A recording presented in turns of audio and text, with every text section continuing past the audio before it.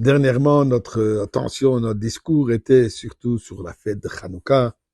Ensuite, la semaine dernière, la fête de Hetevet. On était préoccupés avec les fêtes.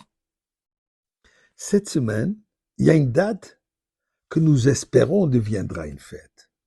Puisque pour l'instant, c'est un jour de jeûne. De quoi je parle? Je vous dirai dans quelques instants.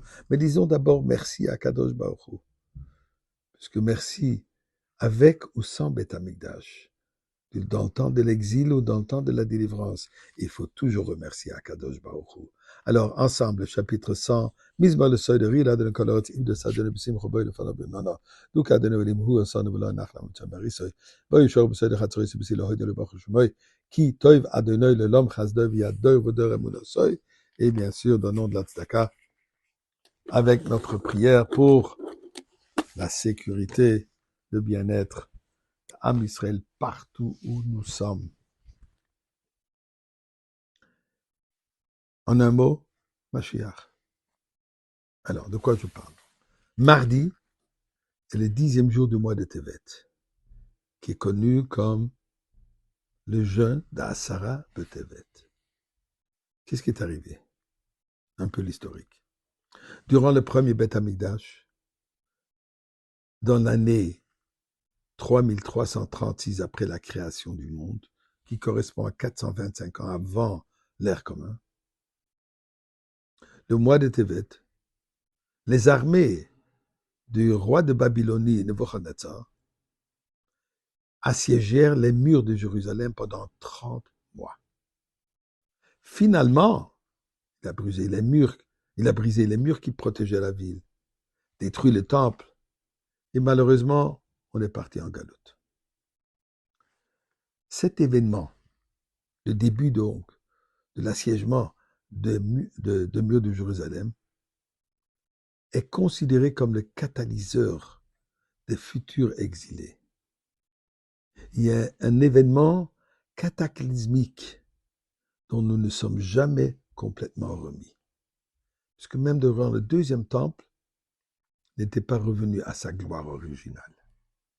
D'ailleurs, le mois de Tevet, le jeûne de 10e jour de Tevet, il est beaucoup plus strict que les autres jeûnes, comme le jeûne d'Esther, ou le jeûne de Tzom Gedalia, ou le jeûne même de Shiva Asar B'Tammuz. Que ceux correspondent, ceux nous rappellent la destruction du temple. Jeûne d'Esther, le danger de tout Am Israël.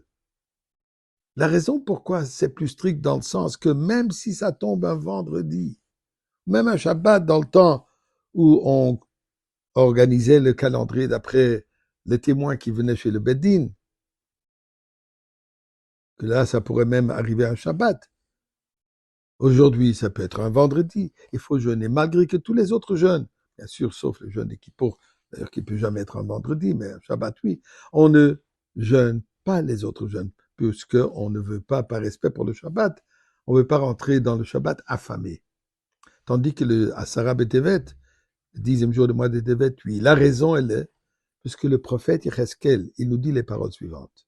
Ve'idvar Hashem elai b'ashana ha'sh'id, b'chodesh ha'asiri, be'esor lachodesh lemor.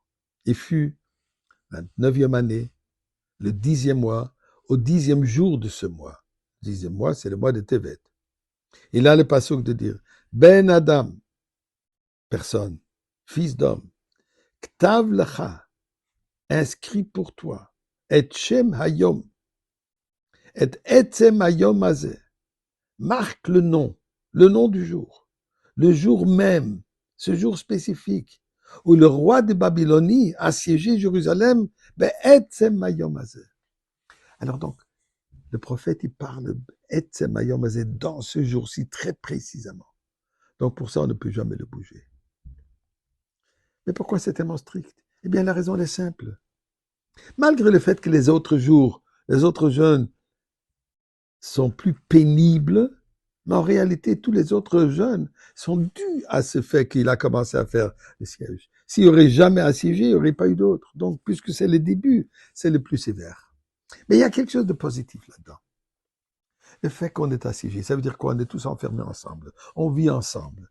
Le fait d'être ensemble, en proximité, proches un de l'autre, ceci nous amène à s'apprécier. Ceci nous amène à nous accepter.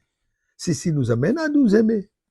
Eh bien, nous savons que la raison du galout, la raison de l'exil, la raison de la destruction du deuxième Beth Amikdash, pour lequel nous sommes toujours en exil, était le manque d'Avat Israël. Donc c'est un moment propice pour s'améliorer dans cette mitzvah de l'amour du prochain.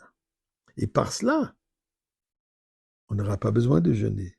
On commence aujourd'hui même. Pas seulement en envoyer un petit emoji, je t'aime, mais carrément en vivant, en exprimant notre amour vers les prochains, en actes concrets. Ceci va nous amener que ce mardi, on ne va pas jeûner, on sera déjà dans la fête depuis aujourd'hui.